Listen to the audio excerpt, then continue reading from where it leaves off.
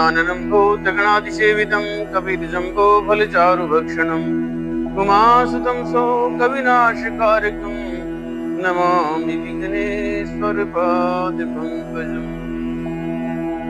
सर्वमंगलमंगल्ये शिवे सर्वार्थसाधिके शरणे त्र्यंबके गौरी नारायणी नमोस्तुते। हे राम पुरुषोत्तम नरहरे नारायण केशव गोविंद गरुड़ध्वज गुणनिधि दामोदर माधव। हे कृष्ण कमलापते यदुपते सीतापते श्रीपते वैकुंठाधिपते चराचरपते लक्ष्मीपते पाहि मां लक्ष्मीपते पाहि मां। श्री कृष्णाय वासुदेवाय हरे परमात्मने प्रणतः क्लेशनाशाय गोविंदाय नमो नमः।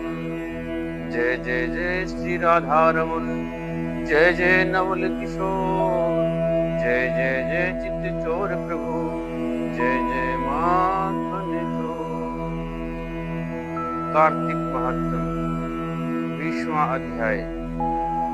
दीपावली की रात्रि को घर सजाने, दीपमालिका जलाने और महालक्ष्मी पूजन के बारे में विस्तार पूर्वक बतलाते हुए नारद जी ने कहा, हे राजा प्रतु, कार्तिक कृष्ण अमावस्या को दीपमालिका करने से दरिद्रता का विनाश होकर संपन्नता आती है। इस संबंध में एक इतिहास सुनाता हूँ, ध्यान पूर्वक सुनो। थूरसेन देश में सत्य शर्मा नाम का एक अत्यंत दरिद्र ब्राह्मण था। उसके मन में एकमात्र यही कामना थी कि यदि मेरे पास धन हो तो मैं उसे यज्ञ, दान, पूजा पाठ आदि कार्यों में खर्च करूं।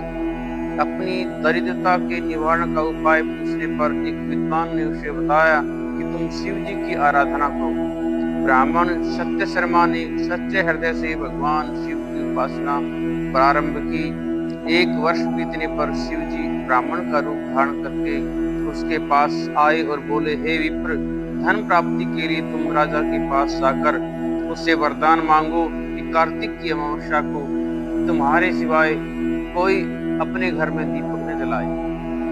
ब्राह्मण ने ऐसा ही किया और राजा ने उनकी बात स्वीकार करके कार्तिक कृष्णा चतुर्दशी को सारे शहर में ढिढोरा पिटवा दिया कि अमावस्या को कोई भी अपने घर में दीपक न जलावे।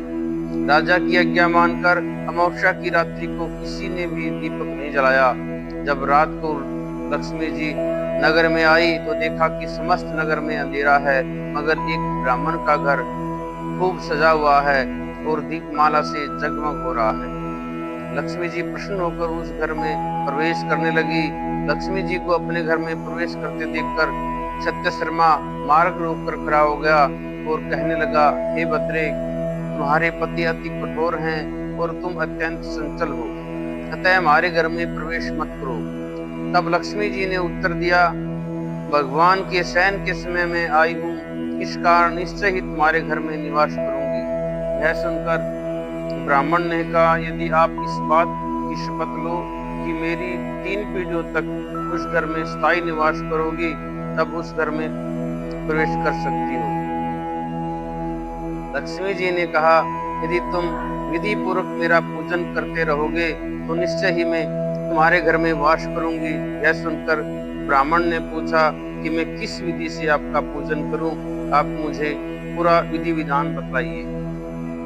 लक्ष्मी जी ने कहा, हे ब्राह्मण, प्रतिवर्ष कार्तिक मास की अमावस्या को प्रातःकाल स्नान आदि से निर्मित होकर देवताओं तथा पितरों का पूजन करो। दिन के तीसरे पहर में श्राद्ध करके ब्राह्मणों को सुंदर पकवानों का भोजन कराओ। प्रदोष समय दीपमाला करो। तुलसी के समीप ब्राह्मण के घर में देव मंदिर, चौरास्ते, शमशान तथा गौशाला में अनेक दीप जलाने चाहिए।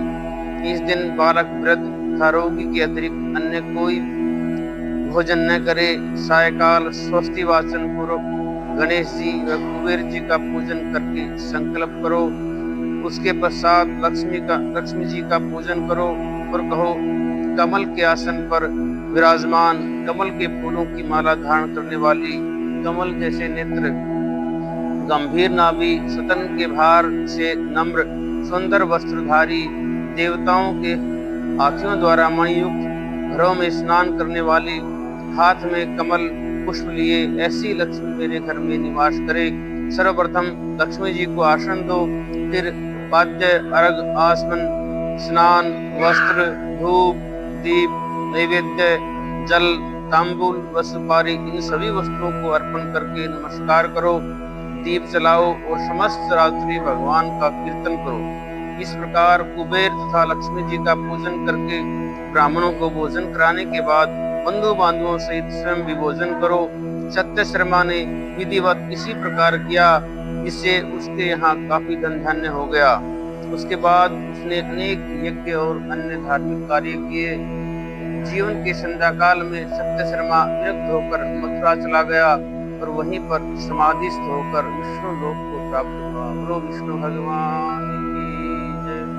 श्रीमन्नारायण नारायण हरि हरि, भजमन्नारायण नारायण हरि हरि, विष्णु नारायण नारायण हरि हरि। विश्वाध्याय संपूर्ण।